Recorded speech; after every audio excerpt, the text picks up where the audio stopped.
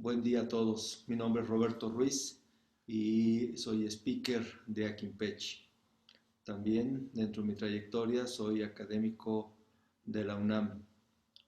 El tema del día de hoy es hablar de ortopedia maxilar. Yo siempre he creído que la mejor época o la mejor edad en la que podemos tratar a un paciente es cuando él mismo está en crecimiento. Y justamente el día de hoy vamos a abordar aspectos de lo que es la ortopedia funcional y la ortopedia mecánica. A través de los años yo me he desempeñado pues como académico y como clínico y yo he trabajado mucho más con aspectos y con aparatos de ortopedia mecánica. Sin embargo, vamos a hacer un abordaje de ambos y para maloclusiones clase 2 y clase 3 de manera general para abordar un tema pues lo más global posible. Iniciemos entonces por las maloclusiones clase 2. ¿Qué tenemos que visualizar en aquellas maloclusiones clase 2? Pues cuando hablamos de definición, esencialmente es hablar si trabajamos con una maloclusión clase 2, división 1 o clase 2, división 2.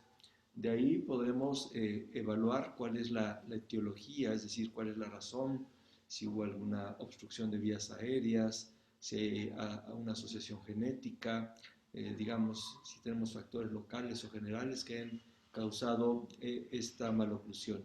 Habrá que evaluar las características oclusales que tiene el paciente y me refiero a las características oclusales si tenemos una dentición primaria, una dentición mixta temprana o tardía.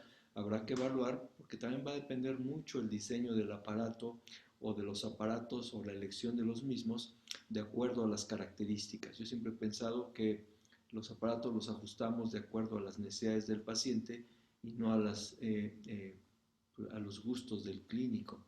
Con esto podremos llegar a un diagnóstico que nos va a permitir establecer cuáles las características, el origen de nuestro caso y de ahí podemos establecer un tratamiento adecuado. Habrá que tomar muy en cuenta el aspecto de la etiología y de ahí van a derivar algunos aspectos como el patrón esquelético.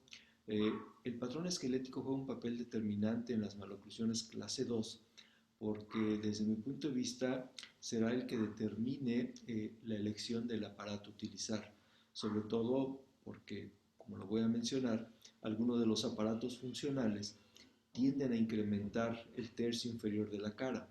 Entonces, en aquellos pacientes que son dólico-faciales o hiperdivergentes o que tienen un crecimiento vertical, habrá que tener cuidado especial en la elección de algún tipo de aparato funcional o habrá que tener consideraciones especiales de cómo vamos a controlar verticalmente estos casos para que en la medida que podamos corregir los problemas sagitales, pues no se vean afectados en un sentido vertical estos pacientes. Habrá que tener en cuenta los factores dentales que juegan un papel determinante en qué etapa o estadio del recambio de la dentición están los pacientes para poder elegir algún aparato determinado, qué cambios vamos a obtener o prever tener en los tejidos blandos. Hoy en día tomamos muy en cuenta pues, la cara del paciente y la cara del paciente también juega un papel muy importante en la toma de decisiones de los aparatos que vamos a utilizar. Y dentro también de la etiología habrá que tomar en cuenta si los hábitos están presentes, habrá que trabajar en cómo corregirlos durante la terapia ortopédica, que eso es algo muy importante a evaluar. Entonces, pues sabemos que tenemos dentro de las maloclusiones clase 2 y que existen subdivisiones dentro de cada una de ellas, las características generales que tienen la clase 2 división 1 con una marcada sobremordida horizontal y vertical, en algunos casos como se ve en las imágenes, con una posible mordida abierta, y la clase 2 división 2 con una mordida profunda, con incisivos superiores retroinclinados y pudiendo haber características diferentes de laterales y hasta caninos retroinclinados.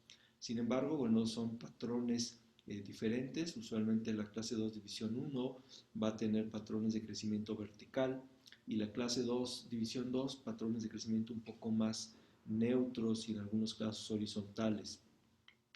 Entonces, para nosotros es importante, como mencioné, pensar en que los tratamientos en edades tempranas es lo óptimo, es la mejor forma en la que pudiéramos llevar a cabo una ortopedia funcional de los maxilares y devolver función y armonía a ambos maxilares y al sistema masticatorio.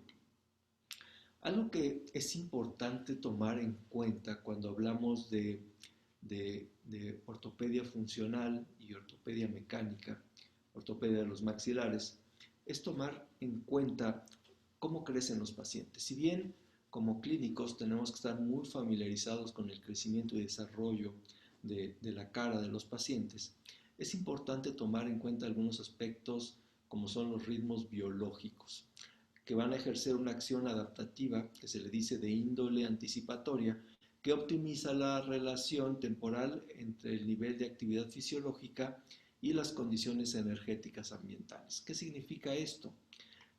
Nosotros, como seres humanos, vamos a estar expuestos a estímulos externos, como son la luminosidad y la temperatura. Y la luminosidad y la temperatura pues va a estar ejercida por el sol. Y el sol pues lo vemos durante el día y no lo vemos durante la noche. Y durante el día hay más calor y durante la noche hay frío. Pero también hay más frío en los meses cálidos cuando la Tierra está más cerca del sol y más frío cuando está más lejos del sol. Y de aquí derivan dos ritmos que esencialmente van a afectar los ritmos biológicos de los seres humanos. Los ritmos nictamerales endógenos o bien también llamados ritmos circadianos, que son ciclos de 24 horas aproximadamente. Esto significa a los ritmos que vamos a estar expuestos y tienen que ver con el día y la noche, con los días de luminosidad, y en los meses de invierno pues los días de luz son más cortos y en los meses de verano son mucho más largos. Esto es importante tomarlo en cuenta porque nosotros sabemos que las personas, los pacientes, crecen más durante las horas de reposo y durante los meses o las horas durante las horas de reposo. Esto significa que los ritmos circadianos tienen que ver con día y noche, y esto representaría que los pacientes van a crecer más durante la noche y durante las tardes o cuando no tengan mucha actividad. Pero por otro lado, cuando hablamos también de los ritmos circanuales, que son ciclos de 365 días aproximadamente, significa que los pacientes crecen más durante los meses cálidos que durante los meses fríos. Esto implica poder estimular a que los pacientes utilicen los aparatos más durante la noche y durante los meses de más calor. Entonces, esto tiene que ver pues cómo responden biológicamente los pacientes, y habrá que tomar muy en cuenta las características de los ritmos circanuales, porque también van a afectar los ritmos circanuales, que afectan a su vez a los ritmos circadianos en la secreción de la melatonina, propiciando un cambio funcional en los periodos de luz que pueden influenciar la expresión de los ritmos reproductivos circanuales. En resumen, nosotros tenemos que poder incentivar a que los pacientes puedan trabajar el uso de los aparatos ortopédicos durante las horas de reposo y en los meses de mayor calor. Ahora bien, y esto está escrito a través de los años por muchos investigadores en el mundo. Vamos a empezar a abordar el tema de lo que es ortopedia funcional. La ortopedia funcional pues tiene por objetivo guiar el desarrollo de los maxilares, buscando favorecer los cambios tisulares con la intención de resolver el desequilibrio que generan las maloclusiones, de poder facilitar que la buena relación entre los maxilares permita un equilibrio de los componentes del sistema masticatorio. Los aparatos ortopédicos funcionales desde hace muchos años tienen por objeto trabajar de manera bimaxilar, teniendo un anclaje en ambos maxilares. Dentro de los aparatos funcionales, pues podemos tener el MyoBrace que distribuye y que comercializa Akinpech, el Bionator, el Bimbler, el Frenkel, el activador, el TwinBlock, entre otros. A través de los años, yo puedo decirles que he tenido experiencia en el manejo del Bionator, porque es un aparato que desde mi punto de vista y dentro de los aparatos funcionales es bastante simple en su elaboración, a diferencia de un Bimbler o un Frenkel, que son un poco más complicados y requieren un poco más habilidad del clínico. Sin embargo, bueno, hay doctores que prefieren trabajar con laboratorios externos que fabriquen los aparatos, y bueno, el objetivo es pues brindar, por un lado, la resolución del problema de los pacientes, pero algo que hoy en día es muy tomado en cuenta es el confort que ellos puedan tener. En ese sentido, hoy también tener aparatos ya prefabricados como el MyoBrace pues resulta útil en la solución de problemas con discrepancias sagitales. Entonces, voy a mencionar algunos aspectos de lo que es el Bionator. El Bionator es un aparato mucodento soportado, el cual va a facilitar cambios en estructuras óseas, dentales y faciales a través del reposicionamiento mandibular.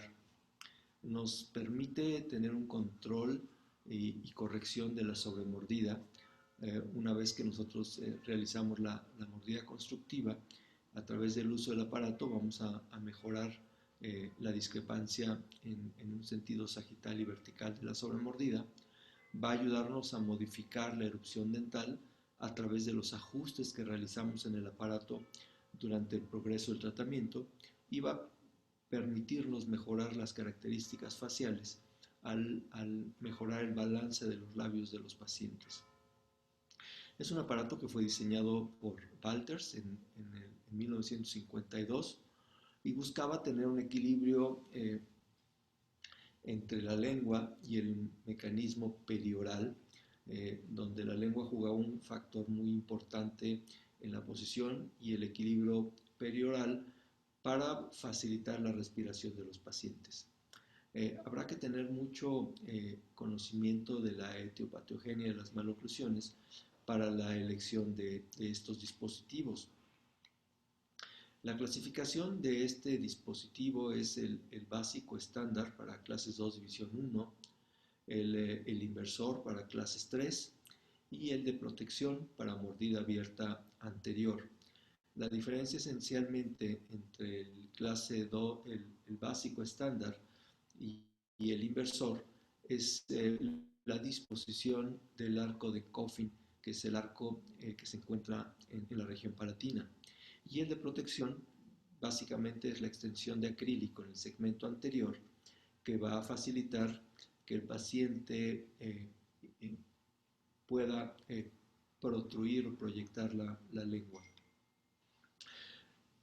¿Qué objetivos buscamos o qué alcance puede proporcionar el aparato? Bueno, es alcanzar una clase 1 esquelética, buscar cambios dentales durante el uso del mismo, nos ayuda a mejorar la sobremordida, ayuda a expandir moderadamente los arcos dentales debido a que el arco de Coffin limita mucho los cambios transversales, y debido también a que el acrílico que une el segmento derecho con el izquierdo impide muchos cambios transversales. Básicamente, los cambios que puede favorecer este dispositivo serían a través del equilibrio de los músculos bucinadores y la lengua con los arcos vestibulares que tiene, para facilitar que exista una expansión pasiva y pudiera haber cambios transversales.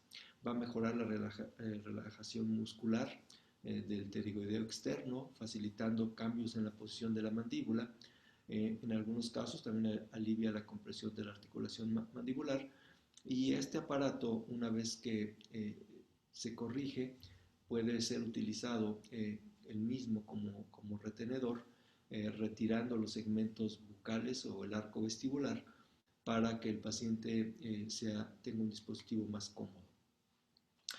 Los componentes de este dispositivo es un arco vestibular que está fabricado en acero inoxidable, el cual va a tener unos dobleces, porque este arco vestibular corre de canino a canino en la parte superior, y en distal de los caninos se genera un doblez que va hacia la parte de abajo, que va a permitir tener los dobleces bucinadores que van a abarcar el área de premolares y hasta mesial del primer molar, y en la región palatina va a tener un arco de Coffin. El acrílico va a abarcar las caras oclusales y hasta las cúspides de los caninos y 4 milímetros hacia abajo en el proceso alveolar. El mecanismo de acción es propiciar cambios posturales terapéuticos dentro de los límites fisiológicos individuales, con lo cual pues vamos a buscar tener una mandíbula adelantada, donde va a haber un aumento de la actividad celular en la cabeza del cóndilo, va a haber un aumento en la longitud mandibular, una rotación posterior de los cóndilos y una reabsorción en la zona anterior de la rama de la mandíbula. La recomendación de uso debería de ser 24 horas al día. Sin embargo, cuando nosotros tomamos en cuenta varios aspectos, hoy en día, si nosotros prescribiéramos un aparato por 24 horas de uso, muchos de los pacientes no cooperarían en él. Entonces, la recomendación, y tomando en cuenta los ciclos circadianos, a nosotros nos conviene que el paciente lo utilice antes de ir a dormir, es decir, por la tarde y durante la noche, el tiempo que pueda hacer. El objetivo de uso sería 12 horas por día, 4 por la tarde y 8 horas mientras duerme el paciente, con la intención de que el tiempo promedio pudiera entre 1 y 1 año y medio de uso de este dispositivo. ¿Qué cambios vamos a poder observar a través del uso de este aparato funcional? Bueno, va a ser, en primera, la retracción o los cambios en la posición de los incisivos superiores, que se pueden dar por la activación del arco vestibular. También va a haber cambios en el plano mandibular, cambios que se van a dar por la sobreerupción de los segmentos posteriores. Va a haber un aumento de la altura facial inferior, va a haber una disminución de la convexidad por el cambio del sagital de la mandíbula, va a disminuir la sobremordida horizontal y vertical y va a aumentar la longitud del labio inferior, es decir, al ya no tener un surco labiomental tan marcado, el labio inferior tiene una mejor posición, y también se ha determinado que los cambios en el labio superior van a ir en relación a la cantidad de cambios que pudiera haber a nivel de los incisivos superiores. Las activaciones de este dispositivo esencialmente son en el arco vestibular, con lo cual podemos tener movimientos de protrusión o de retrusión, según sea el caso. Y en los casos de mordida abierta a través del aparato de protección, pues será incorporar una porción de acrílico en la región anterior con la intención de que el paciente no pueda proyectar la lengua. Los cambios que se prevén para este tipo de dispositivo es la extrusión de los incisivos. Los componentes, pues como mencioné, el arco vestibular va a estar fabricado en un alambre de acero inoxidable, 0.36. Vamos a tener también un arco de Coffin que está fabricado en alambre de 0.40 y vamos a tener una guía lingual que va de mesial del primer premolar hasta distal del primer molar. El acrílico se va a extender por detrás de los incisivos superiores e inferiores cuando queremos un aparato de protección para evitar que se pueda proyectar la lengua. El inversor, que es un aparato que pudiera funcionar en maloclusiones clase 3, yo sugeriría que este tipo de aparatos y algunos aparatos funcionales pudieran trabajar muy bien en aquellas pacientes con diagnóstico de pseudo clase 3, aparatos que puedan ser utilizados en aquellos casos donde la mandíbula tenga una posición adelantada por interferencias. Usualmente son aparatos que van a dar muy buenos resultados.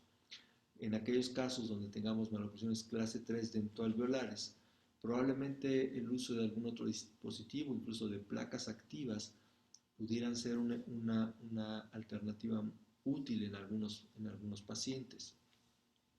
El éxito, bueno, pues como siempre es tener un diagnóstico correcto para poder llegar a resultados adecuados. Vamos a buscar tener una buena respuesta del complejo neuromuscular, permitiendo que de manera adaptativa en un inicio el paciente tenga cambios en la posición de su mandíbula. Es un paciente que favorece la cooperación del paciente y también que facilita tener higiene oral, que digamos que es parte de las características que van a permitir. Por otro lado, cuando hablamos de ortopedia mecánica, el dispositivo que hoy en día se utiliza para trabajar con ortopedia mecánica sería el aparato de Herbst, que es un aparato fijo que va a trabajar como si fuera un aparato funcional, y por otro lado sería el arco extraoral. El arco extraoral, que es un dispositivo que en las últimas décadas yo lo he utilizado solamente el aparato de tracción alta, porque creo yo que es el que mejor trabaja. Un arco extraoral de tracción baja hace muchos años que yo no lo empleo. Sin embargo, un dispositivo de tracción alta sigue siendo un dispositivo de elección bastante aceptable. Lo que hacemos en aquellos pacientes que requieren dispositivos de tracción alta es buscar que tengan un apoyo en la parte superior y posterior de la cabeza a través del uso de un dispositivo o high pull o dispositivo de tracción alta. El objetivo será controlar verticalmente el maxilar para facilitar la rotación de la mandíbula. Si bien en el primer ejemplo los aparatos funcionales son propulsores mandibulares, la ortopedia mecánica tiene por objeto, desde un punto de vista esquelético y dental, tener un control vertical de los segmentos posteriores para permitir una autorrotación mandibular y que sagitalmente existan cambios, sobre todo en aquellos pacientes que tienen crecimiento vertical. Entonces, a través de los años, existen diferentes dispositivos que fueron desarrollados de arcos extraorales, donde se recomendaba en aquellos años como parámetros para el uso de los dispositivos de extraorales, en este caso el arco extraoral, si teníamos un ángulo cráneo-mandibular menor de 35 grados, se recomendaba una dirección de tracción cervical. Si teníamos un ángulo cráneo-mandibular entre 35 y 42 grados, se recomendaba una tracción combinada. Y si teníamos un ángulo cráneo-mandibular mayor de 42 grados, pues se recomendaba una dirección de tracción alta. Que es aquí donde en aquellos pacientes con crecimiento vertical, pues nosotros elegimos con frecuencia un dispositivo de ortopedia mecánica, como es el arco extraoral, por las limitaciones que pudieran tener o por los efectos no favorables que pudiera generar el uso de un aparato funcional por las características faciales, impidiendo que con el arco extraoral pues se incremente el tercio inferior de la cara en estos pacientes. Ahora, al igual que los aparatos funcionales, un arco extraoral pues buscamos que vaya en relación a la discrepancia. Algunos autores han mencionado que pueden ser de 8 horas de uso y dependiendo de la severidad pudiéramos utilizar hasta 12 horas un arco extraoral. Nuestra recomendación es que para los aparatos funcionales, tomando hoy en cuenta que muchos pacientes no aceptarían o no cooperarían mucho llevando aparatos al colegio, pues buscamos que los niños, con la ayuda de los padres, puedan utilizar estos dispositivos por la noche y por la tarde, cuando estudian o hacen tareas, ven televisión o ven videojuegos.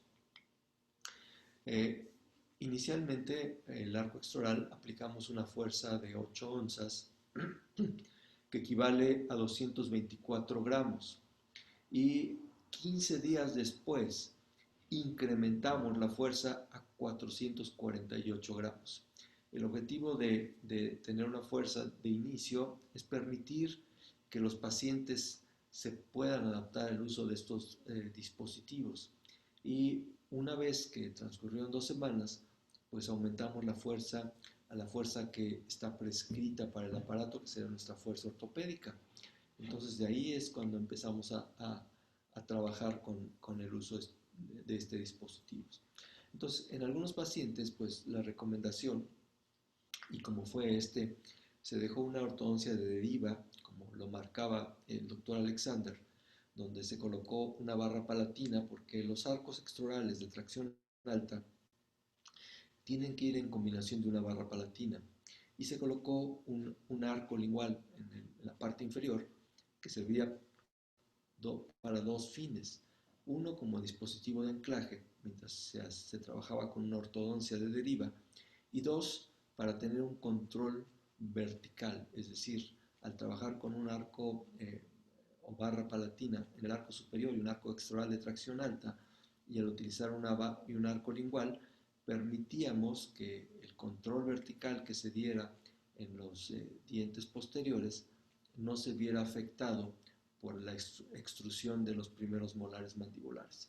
Entonces siempre colocamos, y también habrá que tomar muy en cuenta si tenemos segundos molares o no, para extender las barras palatinas hasta hacia los segundos molares. Entonces el objetivo es, por un lado, este caso que fue tratado con extracciones, pero aparte con el uso de arco extraoral, pues nos permite pues no solo mejorar, corregir sagitalmente, sino también obtener resultados satisfactorios donde pues, se puede ver la proyección del mentón, una mejor relación del balance de los labios y una ligera autorrotación de la mandíbula que facilita el uso de estos aparatos, estos movimientos. En algunos otros casos, pues que también hemos querido resolver sobre mordidas importantes teniendo crecimientos verticales, pues hemos optado también por el uso de dispositivos de tracción alta para poder corregir, regresar a una clase 1, donde se permitan los movimientos funcionales de manera adecuada y podamos tener un mejor balance en los tejidos blandos del paciente. Entonces, la elección del aparato, desde mi punto de vista, tiene que ir en relación a las necesidades que tenga el paciente. Más allá de las necesidades o del gusto del clínico, habrá que tomar muy en cuenta las necesidades de cada uno de los pacientes. En relación a los casos de clase 3, en el año 2015, el doctor Peter Negan publicó un trabajo de todos los diferentes métodos que se empleaban para la corrección de maloclusiones clase 3. Y quiero mencionar brevemente cuáles son estos métodos que hoy en día se disponen para la corrección de problemas de clase 3. Si nos vamos en retrospectiva, pues ha habido muchos autores que han trabajado en cómo corregir las maloclusiones clase 3 desde 1836 hasta el 2000. Habrá que tomar muy en cuenta las características de cómo crecen los pacientes, cómo es el modelo intramembranoso, cómo se da la posición y la resorción de la proliferación del tejido conjuntivo en zonas suturales, y que vamos a tener un trayecto predominantemente hacia atrás y hacia arriba, lo cual va a dar por resultado un desplazamiento hacia adelante y hacia abajo del maxilar. Es importante tomar en cuenta, como siempre hemos mencionado, el factor diagnóstico. si yo tengo un paciente clase 3 esquelético o no esquelético. Y si tengo un caso esquelético, habrá que ponerle un apellido, si es maxilar, si es debido a la mandíbula o si es debido a un problema combinado. Y los no esqueléticos, si estoy frente a un caso de pseudo clase 3, que puede ser tratado a través del uso de un aparato funcional, si tengo un caso de mordida cruzada anterior que es meramente endoalveolar y que hay muchos más métodos para poder resolver este problema. Entonces, pues es importante tomar en cuenta las características y el origen de la maloclusión clase 3, ¿sí? Tomando en cuenta pues, las deficiencias en sentido sagital, vertical y transversal que presentan este tipo de maloclusiones, donde pues el factor sagital es determinar si mi problema fue debido al maxilar o a la mandíbula o es combinado. Vertical, de acuerdo al patrón facial que tenga el paciente, y transversal es la asociación de problemas o mordidas cruzadas posteriores que puedan presentarse con estas maloclusiones. Es importante mencionar que hay muchos clínicos, muchos investigadores en el mundo que recomiendan que el tiempo de intervención para los problemas de clase 3 sea temprano. Temprano, pues a la edad de entre 8 y 9 años hay autores que recomiendan más tempranamente. Y a mí, con frecuencia, cuando me preguntan cuándo debemos colocar un aparato de terapia para clase 3, pues yo sugiero que en el momento que es diagnosticado el paciente. Entonces, entre más temprano se coloquen, a nosotros nos conviene trabajar en etapas prepuberales con estos pacientes. Entonces, pues existen diferentes dispositivos para la corrección de maloclusiones clase 3, cuando es debido el problema al maxilar o tenemos problemas combinados. ¿Cuáles son los componentes?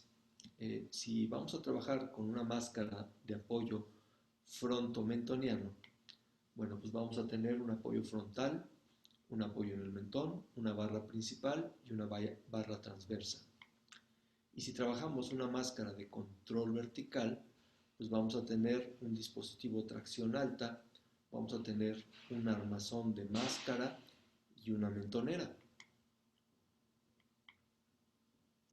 Usualmente vamos a trabajar con dispositivos intraorales que me van a permitir tener un apoyo para la sujeción de elásticos. No importa si elegimos utilizar una máscara de apoyo frontomentoniano o una máscara de apoyo cráneo-mentoniano, que son las dos respectivamente que acabo de mostrar.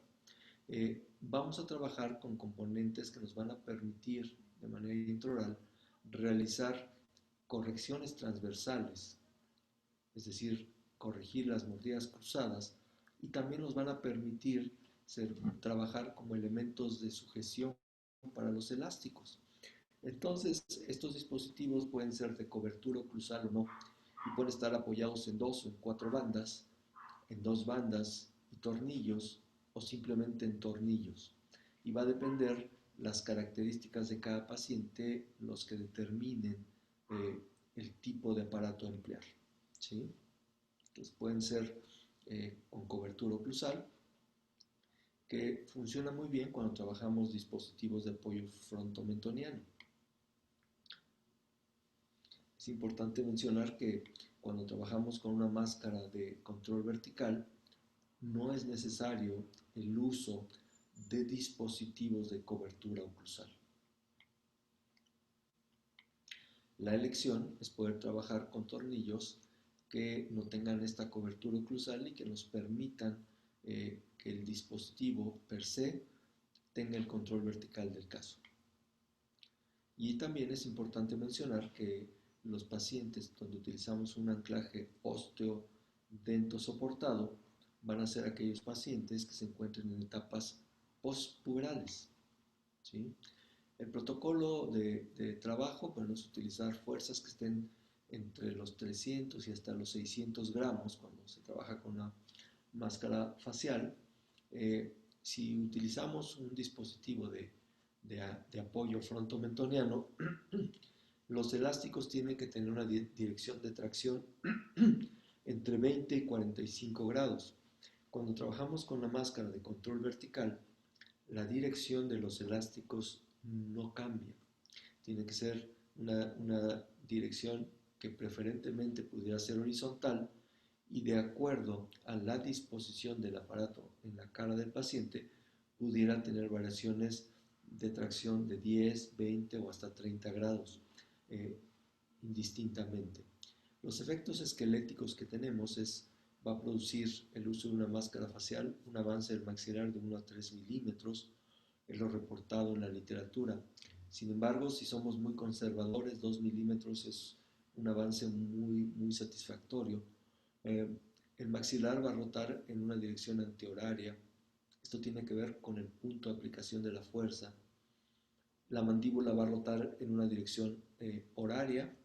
Vamos a tener un aumento de la altura facial inferior y esa es una de las razones por las que conviene trabajar con máscaras que tengan control vertical, buscando disminuir los efectos de este incremento del tercio inferior de la cara. Y dentro de los efectos dentales, bueno, vamos a tener una ligera retroinclinación de los incisivos mandibulares, una vestibularización de los incisivos superiores, mesialización y extrusión de los molares maxilares y mejora de la proyección del tercio medio de la cara, donde va a haber cambios, una rectificación del perfil facial de los pacientes. También el doctor Nigan menciona que se puede trabajar con un anclaje estacionario, que algunos pacientes clase 3 pueden ser corregidos a través de anclajes esqueléticos y aplicación de una fuerza ortopédica. Estos anclajes esqueléticos pues dirigidos a lo que sería el pilar cigomático, tratando de aplicar la fuerza lo más cercano al centro de resistencia del maxilar. Sin embargo, por punto de aplicación de la fuerza, en ocasiones a través de estos dispositivos esqueléticos, no se controla la rotación que pueda tener el maxilar y también por interferencias la mandíbula.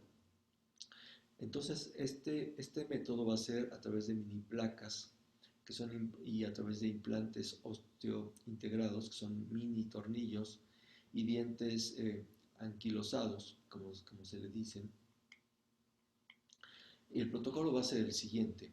Va a ser trabajar con una fuerza de 400 a 600 gramos a través puede ser de una máscara facial o de elásticos. Podemos trabajar de forma indistinta, podríamos utilizar al uso de estos implantes el uso de una máscara facial y buscando tener avances maxilares entre 2 y 3 milímetros con una ligera rotación de la mandíbula y menor aumento anteroinferior con una proyección de la prominencia nasal. Los efectos dentales van a ser la verticalización de los incisivos mandibulares también. Y también vamos a poder corregir nuestros problemas de clase 3 a través de procedimientos de distracción osteogénica, las cuales nos van a permitir corregir discrepancias óseas significativas, es decir, en aquellos casos donde tengamos discrepancias mayores a 3 milímetros o discrepancias que no puedan ser corregidas a través del uso de una máscara facial, o en aquellos pacientes que se encuentren en estadios de crecimiento postpuberales, pues la elección pudiera ser el uso de una distracción osteogénica, la cual me va a permitir, a través de las etapas que tiene el proceso de distracción osteogénica, elongar el maxilar y permitir cambios sagitales importantes en el mismo. Entonces ya hoy en día se dispone de distractores para el maxilar intraorales y en los años pasados se utilizaban distractores extraorales para poder producir estos cambios. Entonces, dentro de los protocolos, bueno, pues hay que hacer todas las 5 etapas de la distracción osteogénica, que sería pues la osteotomía, el periodo de latencia, el periodo de distracción, el periodo de consolidación y de remodelación.